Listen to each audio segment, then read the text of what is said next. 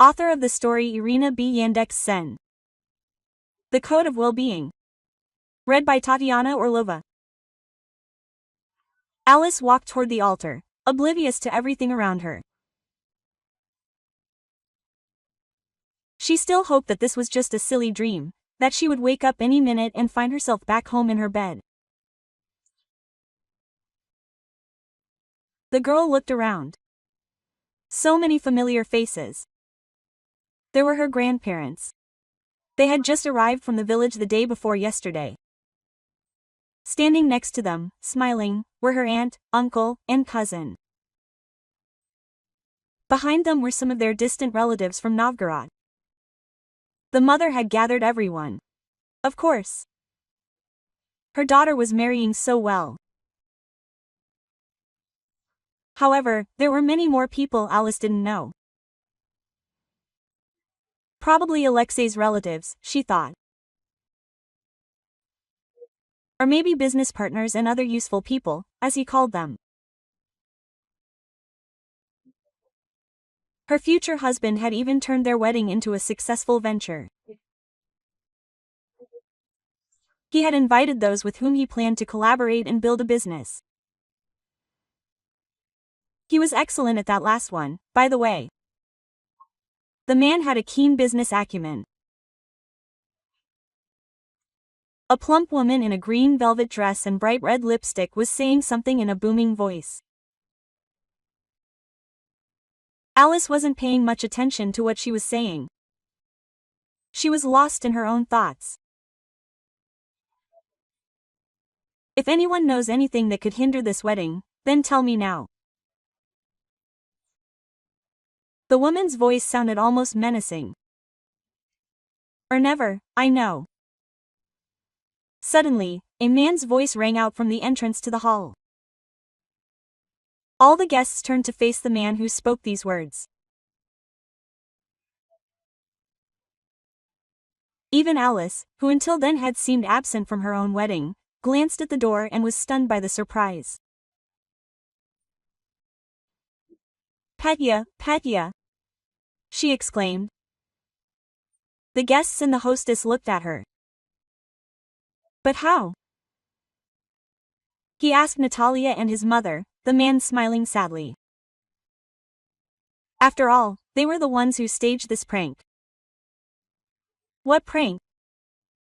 Elisa looked at the boy with fear. "I saw everything with my own eyes." "And then you went into the army, didn't write or call. What did you expect from me? Why should I forgive you? Why should I wait? I expected you not to be so trusting. And at least listen to me, let me explain." "But you should still ask them," Pyotr frowned, "and everything will fall into place." Elisa loved Petya, it seemed, since first grade. Petya also loved Elisa. From that time on, they were teased in class as groom and bride. Only the boy and girl saw nothing shameful in this. "When I grow up, I will definitely marry Elisa," Petya told his mother. "Of course you will," she smiled. "Elisa is a very good girl." The children grew up, and the friendship between them grew stronger, truly developing into true love. During this time, some things changed. For example, Elisa's father went from being a simple engineer to becoming the head of a company, and Petya's mother gave birth to her fourth child with her third husband, still working as a grocery store clerk.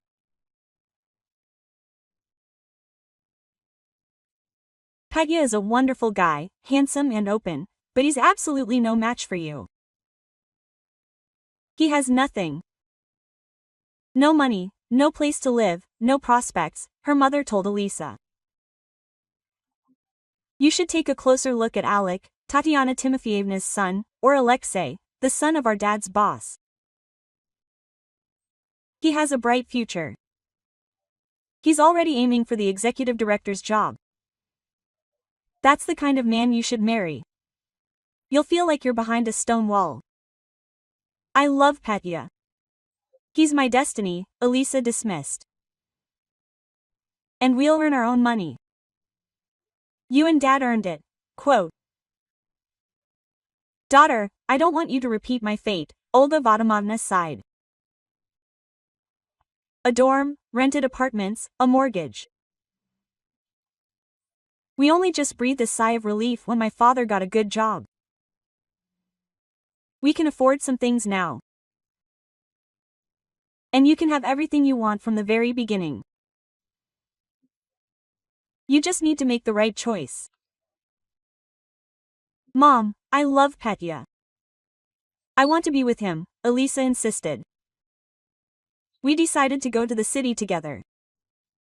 I'll go to college, and he'll work. We'll rent an apartment. We're already grown up, we can handle it. I'm categorically against it, quote. The girl's father, Pavel Ivanovich, frowned.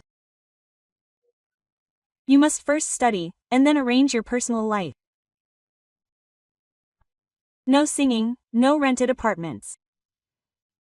You won't have time for classes with all that borscht and love. What kind of education is that? Only after college. Otherwise, you'll live on your own money. I won't give you a penny. You know, I'm not joking, quote. Elisa shuddered. My money. Naturally, she didn't have any. And where would she have gotten any? A 17-year-old girl, a recent graduate. It's okay, I'll get a job and rent an apartment, Petya said. I'll be able to provide for us, but at least it'll be just the two of us. That's the greatest happiness. Alice wasn't so sure of that. The girl was used to the good life. But she seriously doubted that her former classmate, a 17-year-old boy, would be able to provide for her. No, Singh, you need to do the smart thing, Alice said, thinking about her father's words. You also need an education. What can you work as after school? That's right. A loader or a laborer. These are minimum wages. We won't go far like this. This is for life. You wanted to go to a railway technical school, right? So do it. We will live in the same city, we will meet on weekends, go home together. And we can visit each other during the week. And when you graduate from technical school and get a normal job, then we will rent an apartment. We will still have time to live an adult life. It will be right. It will be better for both you and me. Peter, after thinking for a bit, agreed with Alice. In the end, she really was right. Life is long, and they will still be able to live together. And now we need to invest in their future. Education is a good resource. Alice's parents, having learned about the decision of the lovers, breathed a sigh of relief. For those, a lot can happen in the 3 years Petya studies at technical school. By then, he and Elisa might no longer be a couple. Petya graduated from technical school, and his love for Elisa only grew stronger, and it was mutual. The young couple were ready to get married, if not for the army. Petya was called up for military service. Elisa promised to wait for him and marry him immediately upon his return. This is not right. Olga Vadimovna frowned at her husband. So she really will marry this incompetent mechanic? Is that the kind of son-in-law you want? They are completely unsuitable. I don't want a son-in-law like that. But you can see that Elisa is stubborn and won't hear anything. I'm sure she'll wait until her Petya returns from the army and marry him. Although Alexei Ignatievich, our executive director, has been nagging me about her. So something needs to be done. If they break up now, before he goes off to the army, then we'll have a whole year before he returns.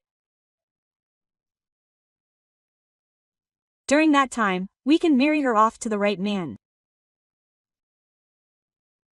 But they won't break up, the man chuckled. I'm 100% sure of that. There are no preconditions. Well, then they need to be created. These preconditions need to be made so that Elisa doesn't even want to hear about her Petya. And I think I know how to arrange it. Elisa had been friends with Natalia since childhood. They lived next door, and their parents had also been friends for a while. However, in high school, when Elisa's father got a raise and the family moved to a large cottage, this friendship faded. As usual, money and love were to blame. Besides the fact that Natalia envied her friend's wealth, she also couldn't forgive her for Petya's love. Natalia was a prominent girl, a collector of men's hearts. She loved it when people fell in love with her, when they complimented her, asked her out on dates, and gave her gifts. Petya was handsome, with an athletic figure and an open smile. Boys respected him, and girls quietly envied Elisa. She snagged such a handsome man. Natalia preferred to be envied. Elisa already had plenty to envy. So she decided to steal her friend's beloved. Natalia tried everything. Sultry glances from under half-lowered eyelashes, accidental bumps in the doorway. And Natalia, meanwhile, in a translucent blouse with a striking neckline and long, heart-to-heart talks at night, because Natalia had no one else to call. No one could understand and support her like Petya. However, the guy never once glanced at Natalia, as he looked at Elisa with adoration and love. He was ready to help her in a friendly way, but there was no passion or love anywhere near it. Natalia was left with nothing, and she couldn't forgive that. Her feminine pride wouldn't allow it. After that, Elisa by chance, the girl began to quietly hate him and kept trying to ruin her life from under the weight of it. Natasha, do you still like Petka? Olga Vadimovna was waiting for the girl at the entrance to her house. Hello, the girl grinned. Why such strange questions? He goes to your daughter, not me. I liked him back in school. Now I have slightly different criteria when choosing guys. I'm more interested in the material side. Let's go to a cafe. The woman nodded at the establishment next door. We need to talk. I have an offer for you that you can't refuse.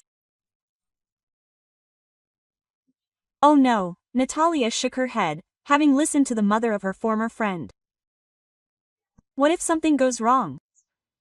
Petka doesn't love me. Even if he quarrels with Elishka, what good will it do me? He certainly won't be with me. And I don't need him. What can I expect from him? Penniless as a falcon. And what revenge should I take? What for, actually? Take revenge on them? They were a couple then, and they are now. Olga Vadimovna wrote a number with 4 zeros on a napkin and handed it to Natalia. That's if you do everything well, if our little prank is a success. And if everything goes perfectly and they break up, you'll even get a bonus.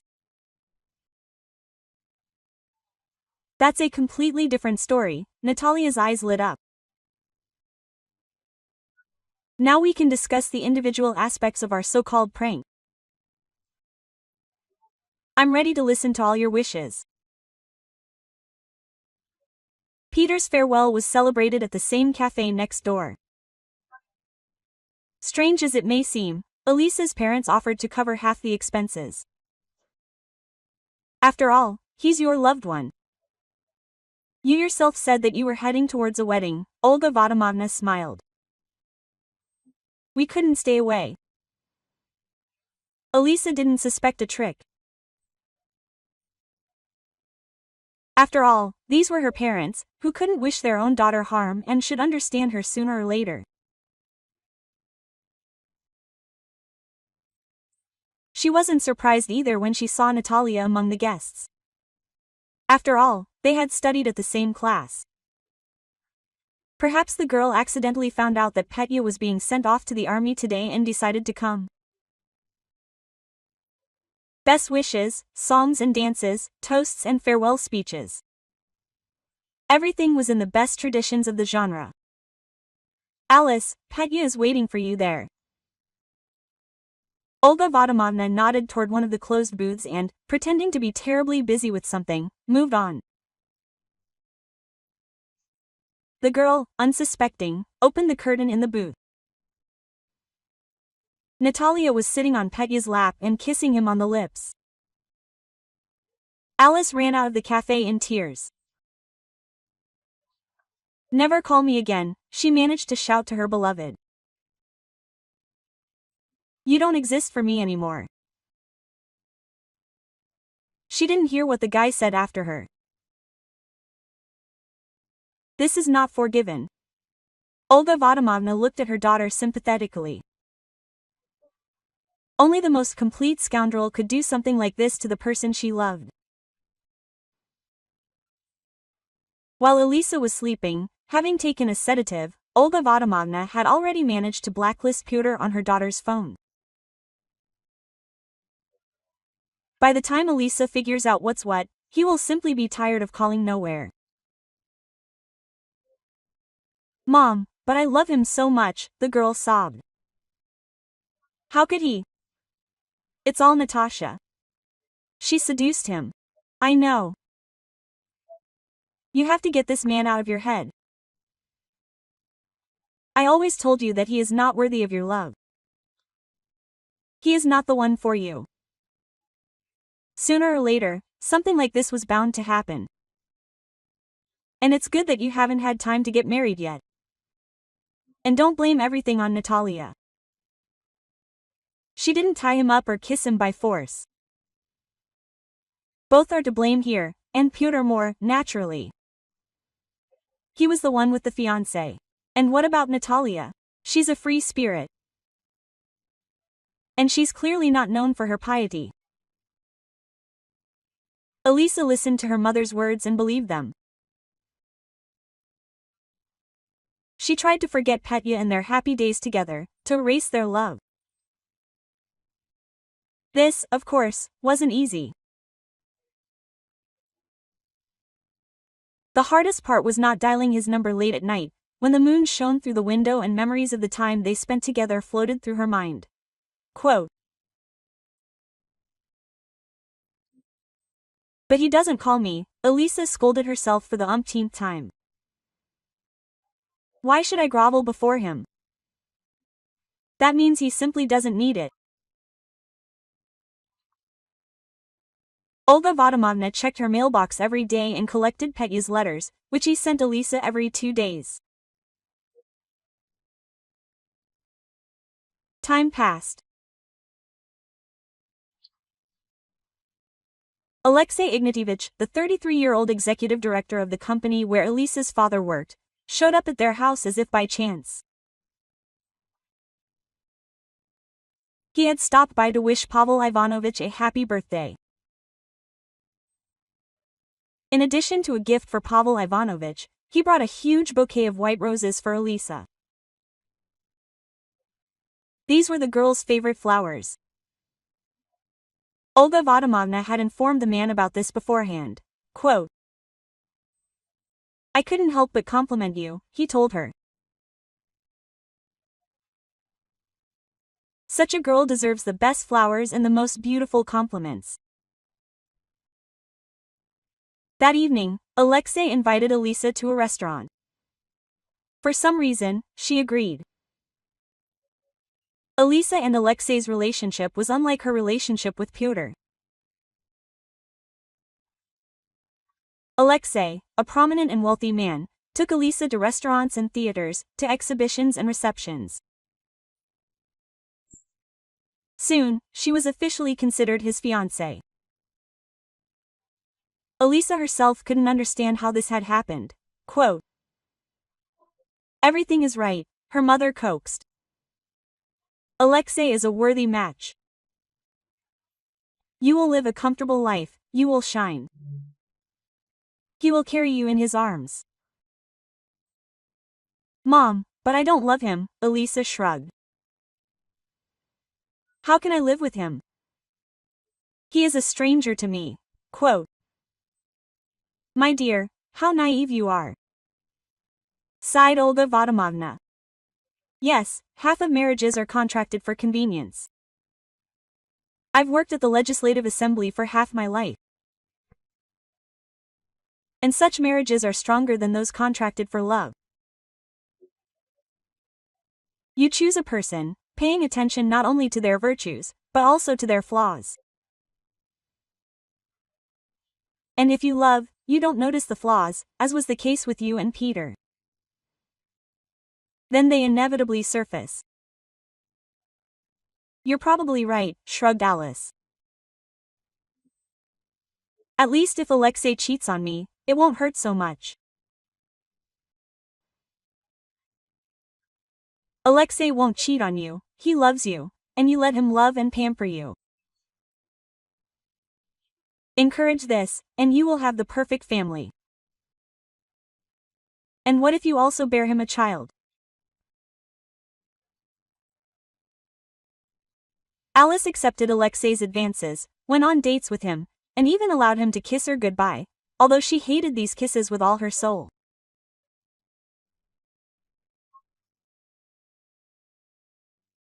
The guests froze in bewilderment.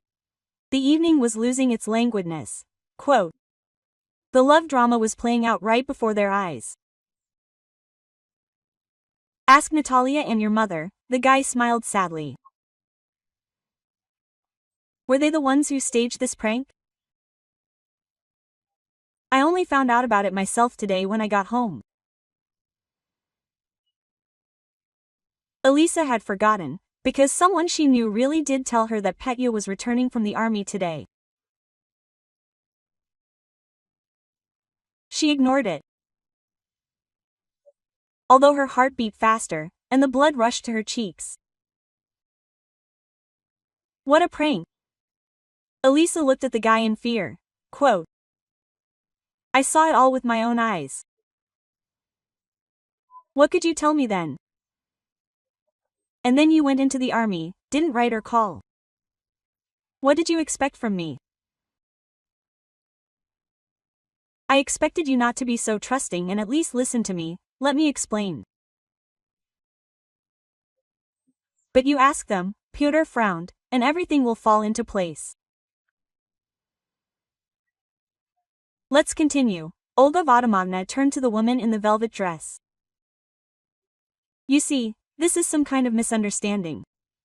He himself doesn't know what he wants. It's all not that important."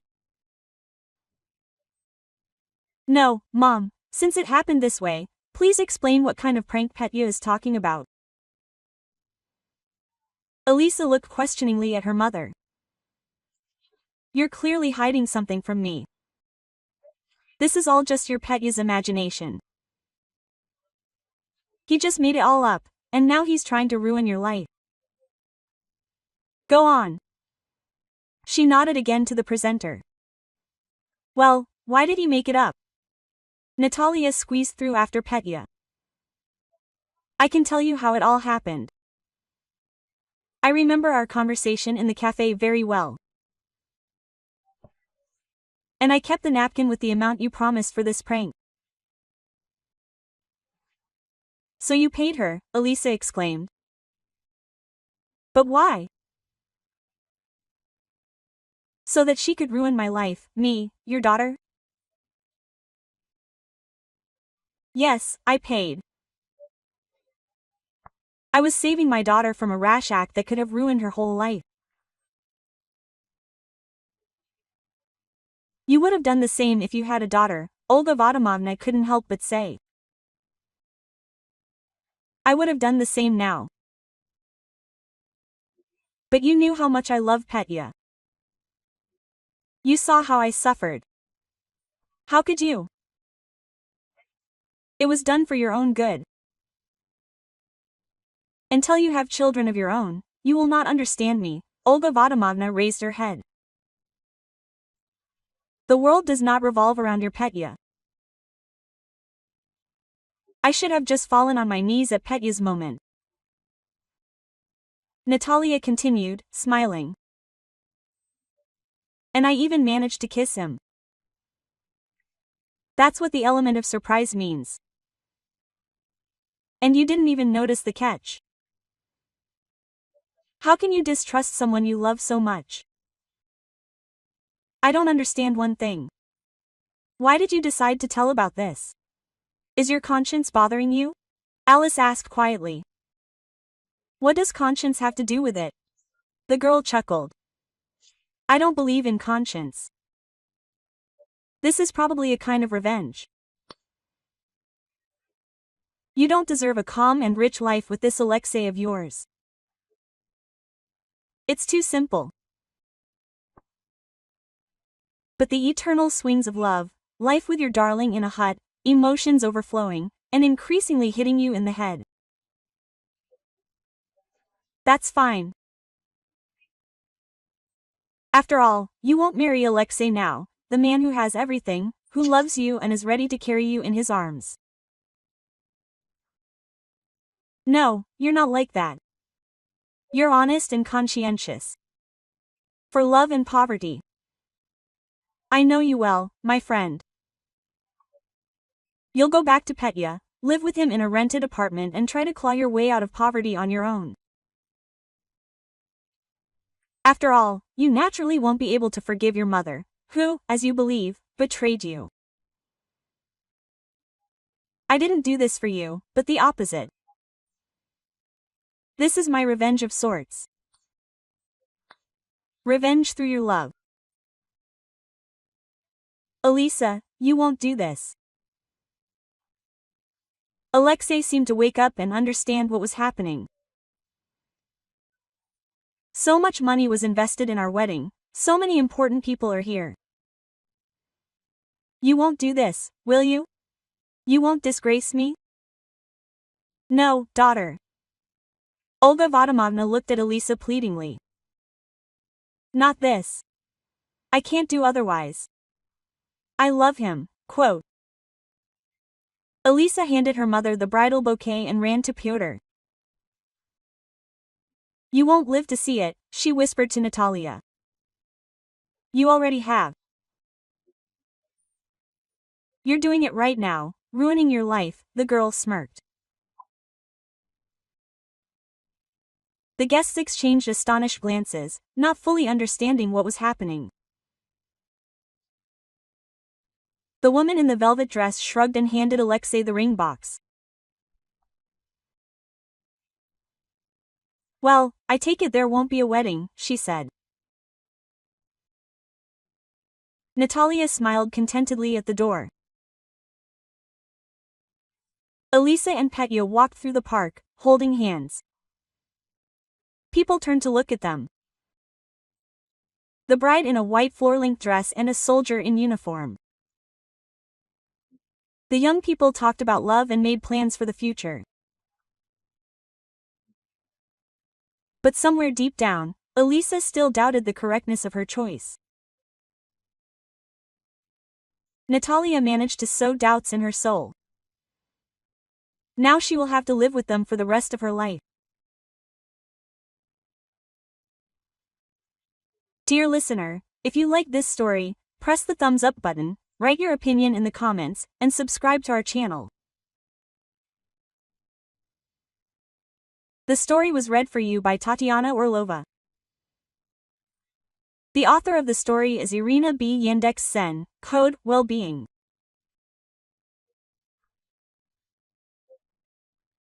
And with all my heart I wish you all the best, strong health, a peaceful sky above your head, a good mood, and see you in the next story.